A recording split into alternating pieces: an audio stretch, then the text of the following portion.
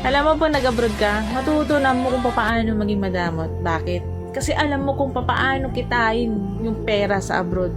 Dito rin nagbabago ang ugali ng isang tao. Bakit? Dahil sa mga taong nakakasalamuhan nila na hindi nila kaugali. Dahil sa mga taong nakakasalamuhan nila na iba't iba ang pag-uugali. Karamihan sa mga tao sa Pilipinas at hindi naging OFW kailanman, hinuhusgahan nila yung mga tao na naging OFW na kesyo mayaman na kesyo nasa ibang bansa na kesyo nakahawak na ng pera, na kesyo gumaan ng buhay, lumaki ng bahay, mayabang na. Hinuhusgahan nila agad kung ano yung nakikita nila sa'yo. Hindi nila alam yung buong dahilan at buong kwento kung bakit ka nagkaroon ng ganito. Sa ating mga Pilipino or yung ibang Pilipino, bakit kaya hindi na maalis yung ugali nilang panghusga at inggit? Yung tipong wala naman silang ambag sa buhay mo, wala naman silang naitulong sa'yo, wala naman silang nagawang maganda para sa'yo, pero sila pa yung number one na naninira sa'yo. Sa mga